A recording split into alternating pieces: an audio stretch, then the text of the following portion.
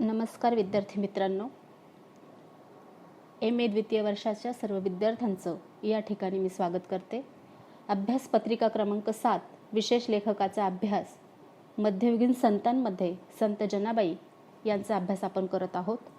मी प्राध्यापिका डॉक्टर मीनाक्षी पाटील, महात्मा गांधी विद्या मंदिर संचलित महाराजा सयाजीराव गायकवाड महाविद्यालय मालेगाव. तृतीय सत्राचा अभ्यास करताना आपण घटक क्रमांक 3 मध्ये संत जनाबाई यांच्या वाङ्मयाचा अभ्यास करणार आहोत. तत्पूर्वी एक गोष्ट आपल्याला लक्षात घेण्यासारखी आहे की संत जनाबाईंचं वेगळेपण काय होतं.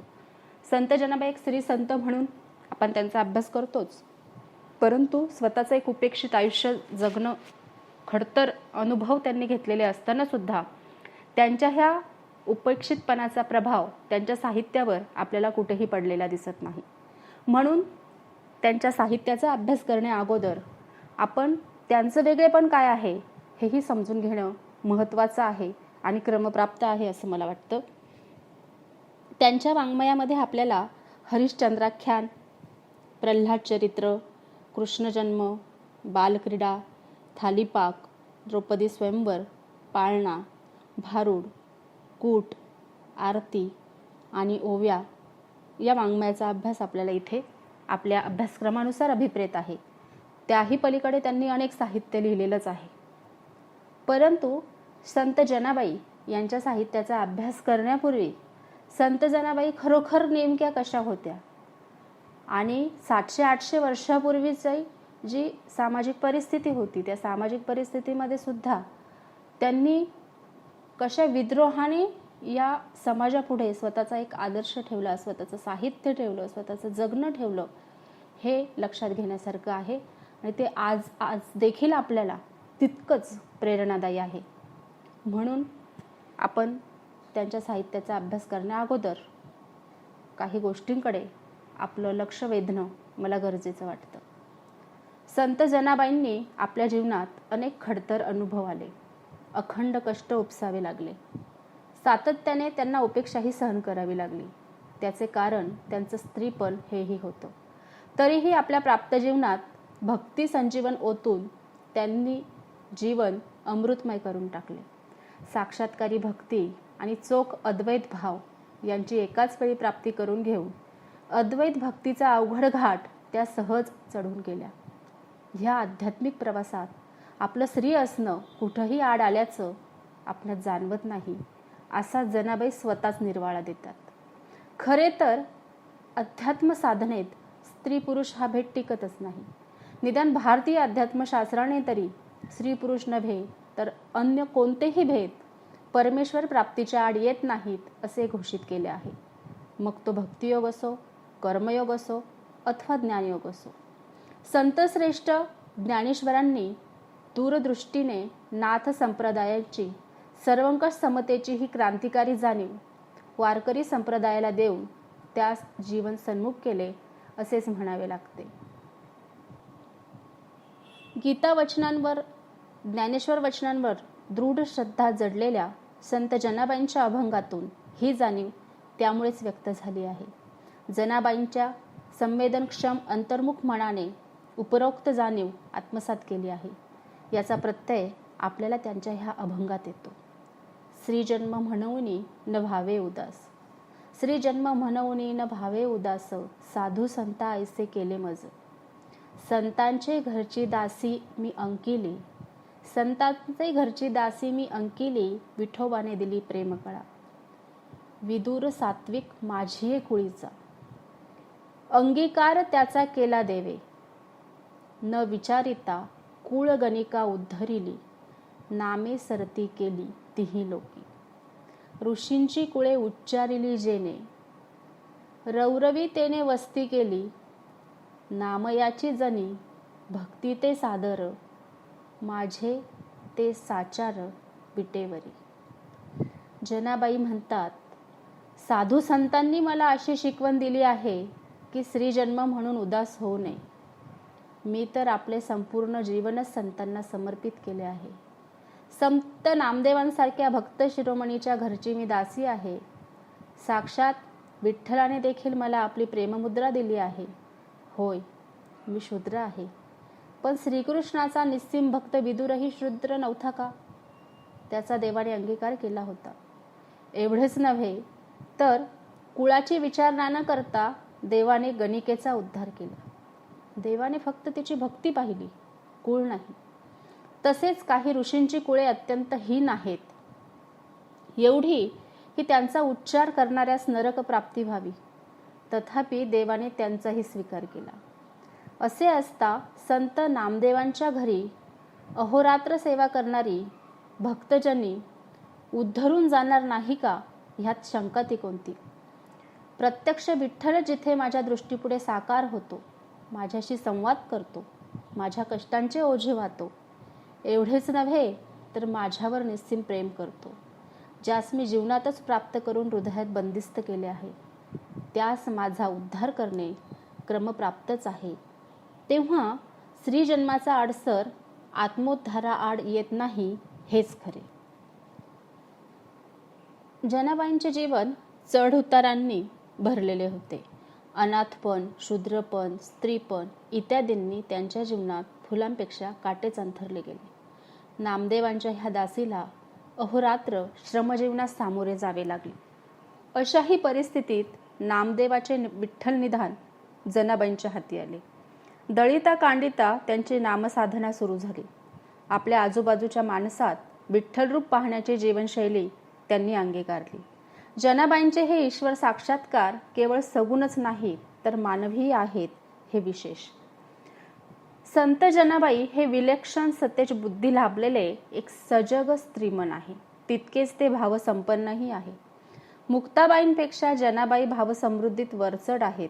त्यांची म्हणून एक जीवनशैली आहे, जीवन व्यवहार पद्धती आहे, तिच्यातून त्यांची भाषा घडली आहे. स्वतः जनाबाईंची उत्कट सुखदुःखे आहेत, जीवघेणे संघर्ष आहेत, पदोपदी पडणारे पेच आहेत. त्यांची ध्यास स्वप्ने आहेत, भासविश्व आहे. त्यांच्या संवेदनशील मनाने उभे केलेले एक अनुभव विश्वही आहेत. त्यात त्या अहोरात्र हरवून जातात. त्यातून जनाबाईंचे साक्षात्कारानुभव जन्म घेतात. विठ्ठलाशी अपत्य नाते, सख्यत्वाचे नाते, भक्तीचे नाते जोडता जोडता जनाबाई आणि विठ्ठल यांचे प्रेमसंबंध जुळून येतात. ह्या सर्व भावबंधामुळे जनाबाईंचे अभंग विश्व भावसमृद्ध बनते. जनाबाईंनी विठ्ठलास जिंकले आहे. आता विठ्ठलच जनाबाईंचे दास्य करू लागला आहे. विठ्ठल आणि जनाबाई यांच्या चोरट्या प्रेमसंबंधाचाही पंढरपुरात अखेर सर्वत्र बोभाटा होतो. परिणामी जनाबाईंना आरोपीच्या पिंजऱ्यात उभे राहावे लागले. विठ्ठलाचे पदक चोरल्याचा त्यांच्यावर आरोप होणे अटळच ठरले.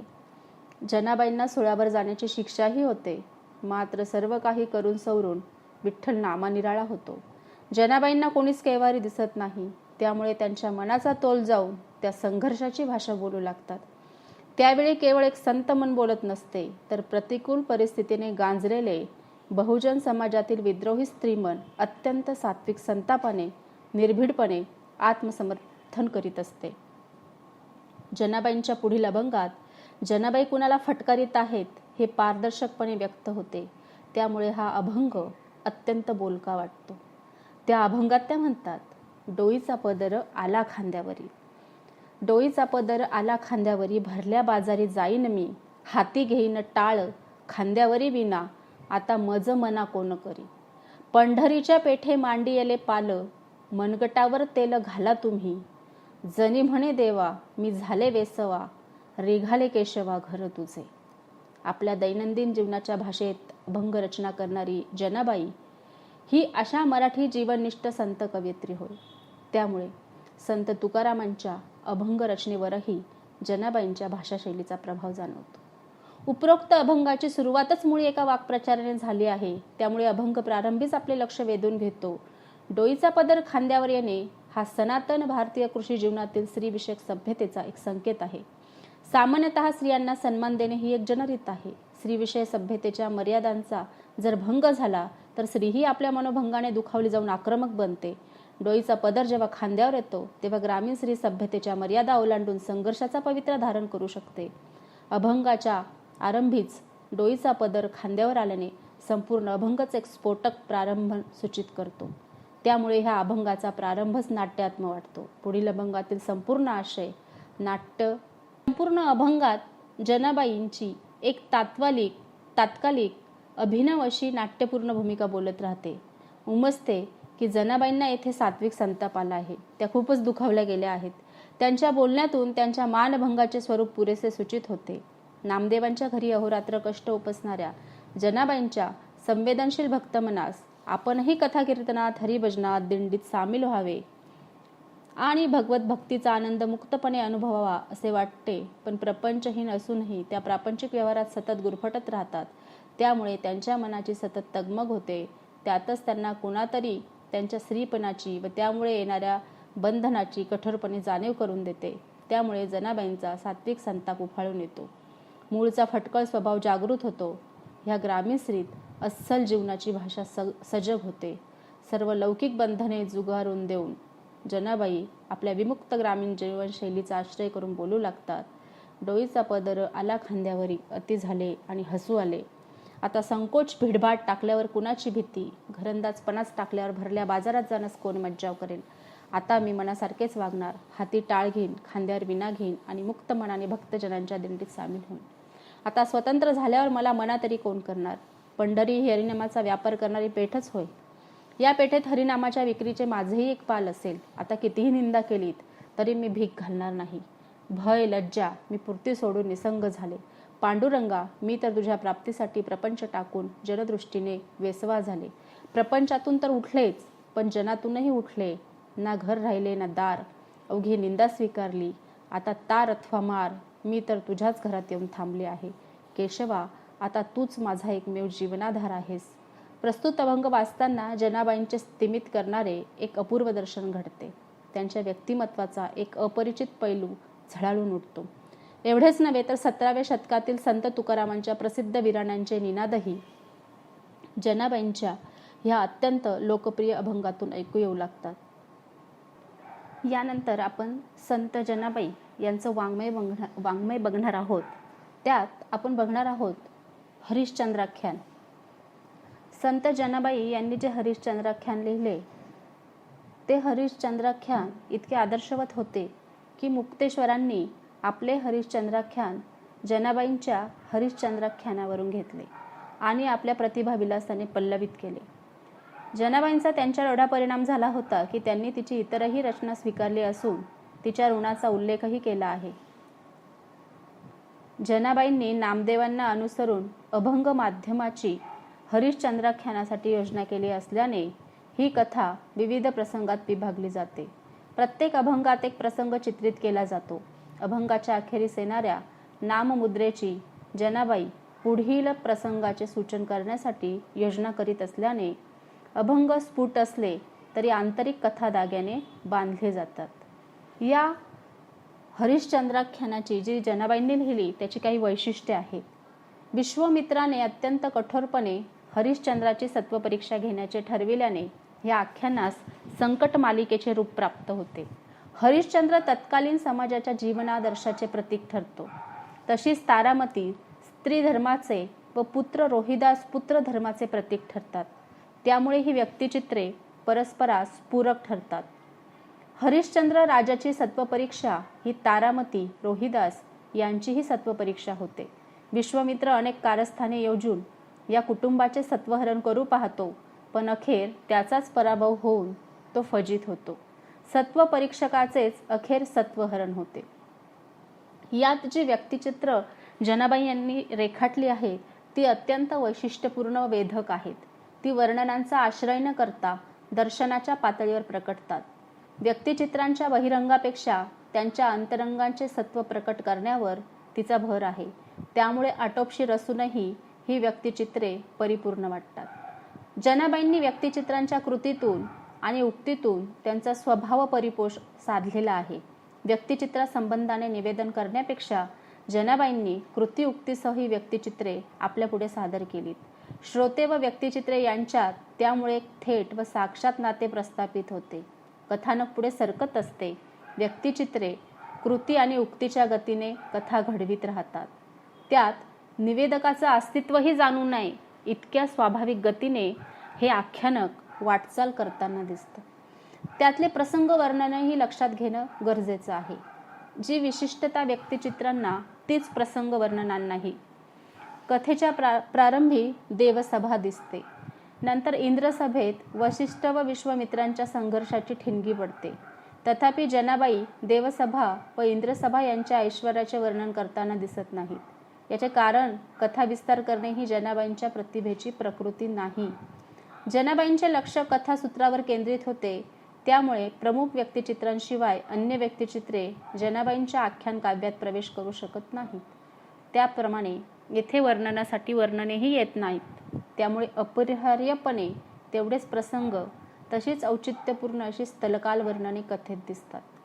कथानकाच्या दृष्टीने महत्त्वपूर्ण असणाऱ्या प्रसंग वर्णनांना जनाबाई योग्य ते स्वरूप व आकार देतात. हरिश्चंद्र राजा शिकारीसाठी वनात जातो तो प्रसंग, विश्वामित्राने हरिश्चंद्रास राज्याचे दान मागितले तो स्वप्न दृष्टांत, हरिश्चंद्र, तारामती, रोहिदास यांची काशी यात्रा अशा काही प्रसंगाची वर्णने भावोत्कट रूप धारण करतात. जनाबाई प्रसंगाकडे केवळ प्रसंग म्हणून न पाहता भावकथेचा एक घटक या दृष्टीने पाहतात. त्यामुळे ही प्रसंग वर्णने, स्थलवर्णने, कालवर्णने स्वतंत्रपणे आपले लक्ष वेधून घेत नाहीत हे विशेष. या सर्व कथा घटकांच्या माध्यमातून, त्यांच्या संघटनेतून जनाबाई कथेतील भावप्रवाह आपल्या पुढे मांडताना दिसतात. हरिश्चंद्राची कथा प्रारंभापासूनच शोकात्मक बनत जाते. विश्वामित्राच्या क्रोधाचे सावट ह्या कथेवर प्रारंभापासून अखेरपर्यंत रेंगाळत राहते. कथानकाबरोबरच संकट मालिका सुरू होते. ही संकटे हळूहळू गंभीर होत जातात. अखेर त्यांना उग्र, भयावह व जीवघेणे रूप प्राप्त होते. हरिश्चंद्र, तारामती व रोहिदास यांची ससे होलपट शोकात्मिकेत काळोख भरत जाते. रोहिदासाचा सर्पदंशाने मृत्यू होतो. तारामतीवर काळमेघ कोसळतो. लासी म्हणून तिचा वध करण्याचे कर्म हरिश्चंद्रावरच सोपवले जाते. तारामती मृत्यूसाठी तर हरिश्चंद्र वधकर्मासाठी सिद्ध होतो. अखेर विश्वामित्र अपकीर्तीच्या आशंकेने मनात भयभीत होऊन हरिश्चंद्राच्या सत्वधर्माची मुक्तकंठाने प्रस्तुती करतो आणि त्याचे राज्य त्यास परत करतो. त्यामुळे सुखांत असला तरीही शोकात्म भावकथाच ठरते. यानंतर जनाबाईंचे थालीपाक आख्यान. थालीपाक हे नामदेव गाथेत जनाबाईंच्या नावावर नोंदविले गेलेले दुसरे आख्यान काव्य होय. हरिश्चंद्राख्यान ह्या त्यांच्या पहिल्या आख्यान काव्याहून ते प्रकृतीदृष्ट्या वेगळे आहे. खरे थालीपाक त्याच्या स्फुटत्वामुळे आख्यान काव्य असे संबोधण्यापेक्षा कथाकाव्य असे संबोधणे अधिक युक्त ठरेल.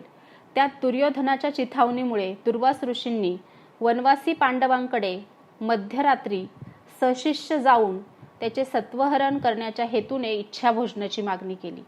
त्या प्रसंगासंबंधीची कथा आली आहे. ही कथा गाथेत अभंग क्रमांक 455 ते 468 अशा अवघ्या 14 अभंगात कथन केले जाते. हे अभंगही पुन्हा अत्यंत आटोपशीर बांधेचे आहेत. नामदेवांची तीर्थावळी व अन्य कथा निवेदनपर अभंगांप्रमाणे ते ऐसपैस चरण बहुत संख्यतेकडे झुकणारे नाहीत. एवढेच नव्हे तर जनाबाईंच्याच हरिश्चंद्राख्यानातील विस्तारशील समावेशक संथ लयीच्या आणि वळणावळणांनी कथा उलगडत नेणाऱ्या प्रौढ भारदस्त प्रकृतीच्या अभंगांपेक्षाही थालीपाक या आख्यानातील अभंग स्फुट, गतिमान आणि लहान चणीचे वाटतात. असे असले तरी थालीपाकाचा हा प्रसंग साक्षात करण्यात कथाकर्ती यत्किंचितही कमी पडलेले नाही हे विशेष. हे का व कसे घडते या प्रश्नांचा शोध घेण्यापासून तिचे निवेदन वैशिष्ट्ये लक्षात घेणे शक्य आहे. प्रथमच लक्षात येणारी एक महत्त्वाची बाब अशी की जनाबाईंनी अभंगबद्ध केलेले हे थालीपाक आख्यान यादवकालीन मराठीतील एकमेव आख्यान काव्य आहे. जनाबाईंच्या हरिश्चंद्राख्यानाप्रमाणे त्यांच्या थालीपाक आख्यानामागे नामदेवांची एखादी त्याच कथेवर आधारलेली आख्यान कविता उपलब्ध नाही. जनाबाई समकालीन व उत्तरकालीन एखाद्या कवीचेही या विषयावर एखादे स्वतंत्र आख्यान काव्य दिसत नाही. मुक्तेश्वरांसारख्या मराठीत महाभारतावर विदग्ध काव्यरचना करणाऱ्या पंडित कवींच्या काव्यग्रंथातूनही हे आख्यान आनुषंगिक स्वरूपात येत राहते. थालीपाक हा कथाकाव्याचा आरंभ हा आधुनिक कथा समीक्षेला छेद देणारा पण त्याच वेळी तिला आव्हानही देणारा ठरतो. पार्श्वभूमी संबंधीचे निवेदन करणे व कथेच्या प्रारंभीच संपूर्ण कथेचे ओझरते व गतिमान दर्शन घडविणे या दोन्ही गोष्टी या दृष्टीने महत्त्वपूर्ण ठरतात. मध्यरात्री ऋषीसहित आला दुर्वास वनात. पंडुसूत जागे झाले, ऋषी समस्त वंदिले. धर्म भीमाकडे पाहे, सत्वहानी होत आहे. द्रौपदीने धावा केला, निजला देव जागा झाला. ऋषी तृप्त केले वनी, म्हणे नाम याची जनी. सूक्ष्म दृष्टीने पाहिले तर प्रस्तुत अभंगात थालीपाक कथेचे मोजके टप्पे नोंदवले आहेत. थोडक्यात हा थालीपाक कथेचा कथा प्रारंभी दिलेला सारांशच म्हणावा लागेल.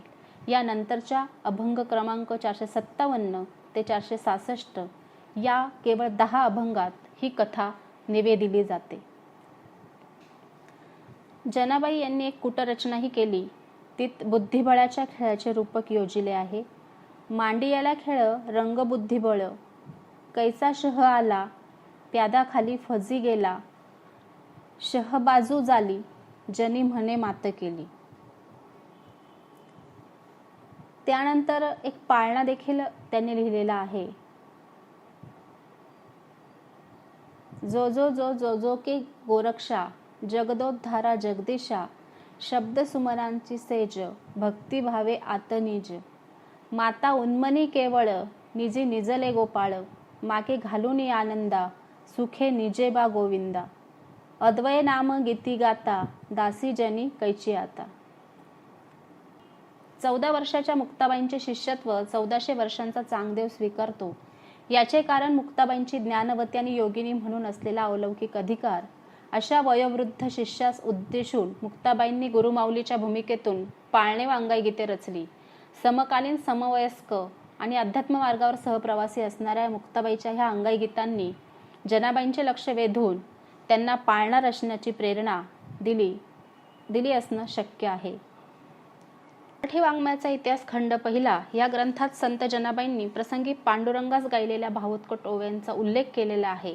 त्या ओव्या अशा आहेत. पहिली माझी ओवी, ओवीन जगत्र, गायीन पवित्र पांडुरंग, सावळा पांडुरंग. दुसरी माझी ओवी, तुझ्या नाही कोठे, जनी वनी भेटे पांडुरंग. तिसरी माझी ओवी, तिजा नाही ठाव, अवघाची देव पांडुरंग. चौथी माझी ओवी, वैरिले दळण, गायीन निधान पांडुरंग. पाचवी माझी ओवी, माझी या माहेरा, राहे निरंतरा पांडुरंग. सहावी माझी ओवी, सहा ही शिनले, गुरुमूर्ती भेटले पांडुरंग. सातवी माझी ओवी, आठवे वेळोवेळा, देखिले म्या डोळा पांडुरंग. आठवी माझी ओवी, 28 युगे, उभा चंद्रभागे पांडुरंग. नववी माझी ओवी, संपले दळण, चुकवी मरण पांडुरंग. 10वी माझी ओवी, 10 अवतारी, यावे संसारी पांडुरंग. संत जनाबाईंच्या काव्य कर्तृत्वाचा आलेख मांडताना तीव्रतेने जाणवणारी विशेषता म्हणजे जनाबाईंचे जीवन आणि त्यांची कविता ह्यातील अद्वैत होय. जनाबाईंच्या जीवनाकडून त्यांच्या कवितेकडे जाता येते अथवा कवितेकडून जीवनाकडे वळता येते. यादवकालीन संत काव्याची ही विशिष्टता होय.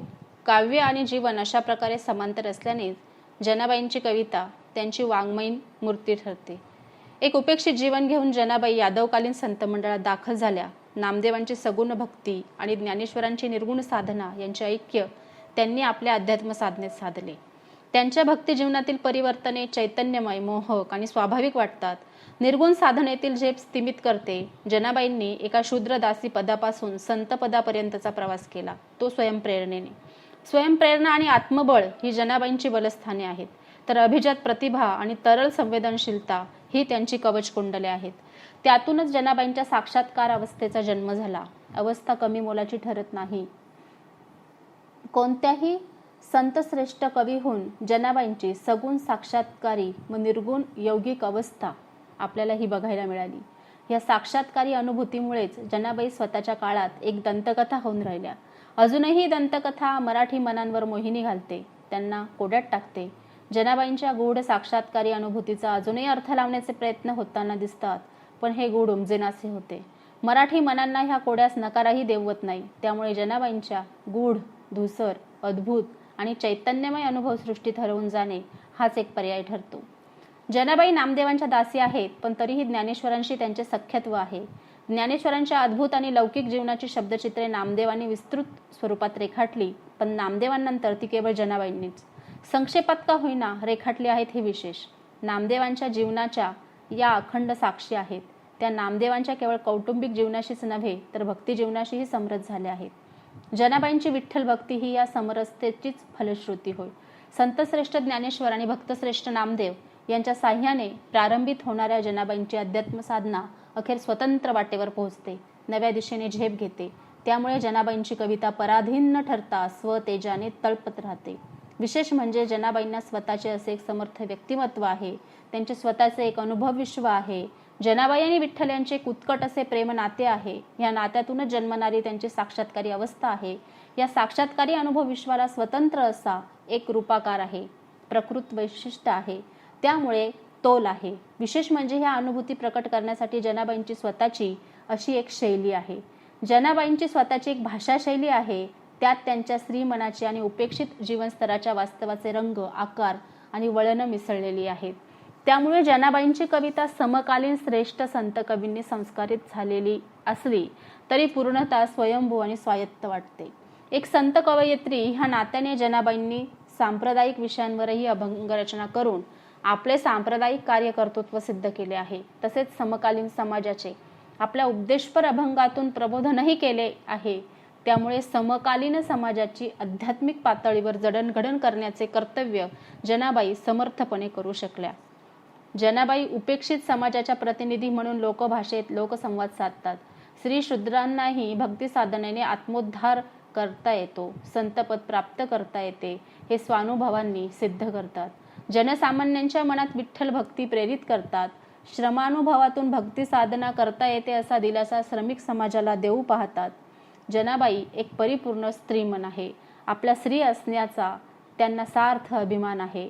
आपले स्त्रीपण त्यांना ओझे वाटत नाही. स्त्रीजीवन लाभल्याबद्दल त्या कुठे खंत व्यक्त करीत नाही. नामयाची दासी, ज्ञानेश्वराची सखी, श्री विठ्ठलाची प्रिया ह्या भूमिका त्यांनी समर्थपणे निभावल्या आहेत.